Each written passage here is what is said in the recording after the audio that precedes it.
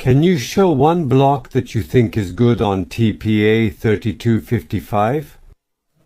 Well, let's see. Each of these blocks has its own drawbacks, but let's look at a few, maybe some good blocks, and see what can be done with them. Here I have one block that I consider good.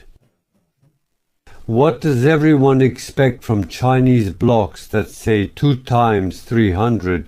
They expect 2x300, and those expectations are quite high. But when we build the actual structure, everything overlaps and many issues arise. Basically, if we use this block at full power, 48 volts, 10 amps, we can get 250 watts per channel. And we basically have two main designs. There's one chip and we use its full power. But you have to keep in mind that even if there's no signal at 48 volts, this little block consumes 2.5 watts per chip, and about the same for the circuitry. Or on these large filter inductors and capacitors, but mostly the inductors heat up. When we're already working at full power, well, you can add about 1.5 watts here per chip, and not much more is added at the output, but that's how I would put it. It should dissipate 10 watts at 48 volts at full power with a 4 ohm load. And with heat sinks of this size, that's practically impossible. We have to use forced cooling. In this case, it's already provided here. We have two modes. There's a mode where, well, when the demand is relatively low, the fan doesn't run. It measures the temperature and turns on when needed. But what's the issue here? When it turns on, it's relatively loud. Well, it's not that loud, but for our users, everyone will say it's loud. I want there to be no fan. No fan means no 250 watts or a big radiator. And we install the big radiator like this. So there's convection. So cold air comes in from below, warm air goes out from above, a draft appears, and then it cools about the same as with a fan. Basically, there are no other options here. This unit is pretty good. Someone asked what can be made out of it. Well, I looked at it for a long time. Basically, you can power a two-way speaker directly in the mode that... So one channel will operate at full power, and the second channel, which is for the highs, will operate at low power. We'll also supply 250 watts to the tweeter, or we make a design where we have a woofer. For a two-way speaker, when the woofer is 4 ohms and the tweeter is either 8 ohms or 16 ohms. Then it will work in a lighter mode but still very well. Can you use both as 4 ohms? Yes, you can. Nothing bad will happen. Well, maybe we don't take the tweeter, it's just 5 watts. Let's take a 25 watt one. Or the 100 watt ones. They're also inexpensive, but still they'll be working with a small load. What else can be done? You can make a very small but powerful amplifier. For example, I have an idea here. This is the same unit. On my channel, I did all the measurements there, all the pros and cons. But overall, what did I do? I found that the best noise characteristics are at maximum sensitivity, and I put a separate potentiometer at the input. It was a good idea. I wanted to make it small so it would fit right in the palm of my hand.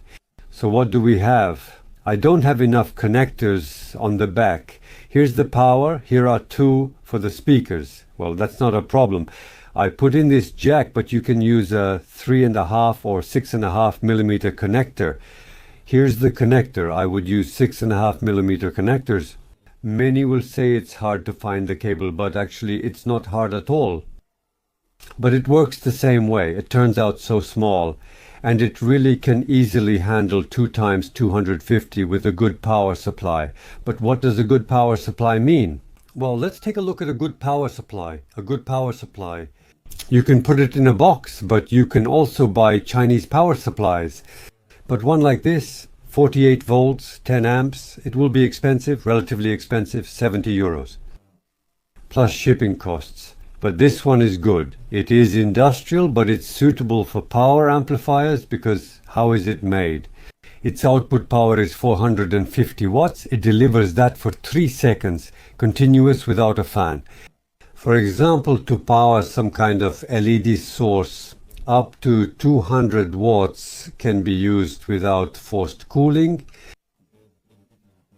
which is good for amplifiers and music, since music has what's called a crest factor of 8 compared to sinusoidal voltage in terms of temperature. So the average dissipated temperature is low. Well, imagine this. It's capable of 450 watts. Divide that by 8 and we get a little over 80 watts of dissipation. Or maybe it's 200. It'll be just a little warm, right? In this regard, the small size and such a power supply are really good. What else does it have? It has a phase corrector. Those that you can read about what that is. Basically, this is a requirement for good power supplies that work with more than 300 watts. This power supply works at 300 watts. But our main power grid of 220 volts senses it as an inductive load because we have a lot of capacitive loads, like the input, rectifier and capacitor. They sense it as a capacitive load, and this negatively affects consumption efficiency. But when you make such a big mix, then power factor correction makes it act like an inductive load, and our grid senses it well. And such mass-produced things require power factor correction, a phase corrector. What else does a phase corrector do? There's a circuit here. It boosts the rectified voltage up to 400 volts. And it turns out that we work with small currents when we have high voltage. So the converter itself operates with small currents, and the converter here is of the resonant type through, you can read what it is, but a sinusoidal current passes through the transformer. We don't need large filters. At the output, we get a low noise, very good power supply, and with this architecture, it allows us to work with rapidly changing loads. If pulse width modulation is a big problem and it still can't handle it, it's so slow, then here we can immediately deliver the required power to any punch. In general, this small power supply is perfect for a power amplifier. Also, if you look at how it's made using an expensive technology. We have two sides, and both sides have surface mounting. This is an expensive technology, but when it's implemented, you get a small size and high component density, and the result is a very good product. In general, I recommend it. There's one like this. It's produced in large quantities, and considering the quality, the price is very, very reasonable, very reasonable. What else? When you have a mass-produced unit, it will stay on the market for a long time, and there will always be a replacement part if something breaks down. Perfect, and it's also medical grade, which means it has very low leakage currents and is certified in all countries. What more could you ask for? And then you make a separate power supply, a separate unit like this, and an incredibly good amplifier comes with a small box. What can it do? We turn it on. You see, it outperforms all the Philips and Sony models because its power at 4 ohms is 250 watts output, while those only have 100. And basically, it will be somehow function better. It really drives our speaker. And here is this amplifier unit, because it has a built-in cooling fan. Basically, from an engineering point of view, it's a good unit. It's inexpensive.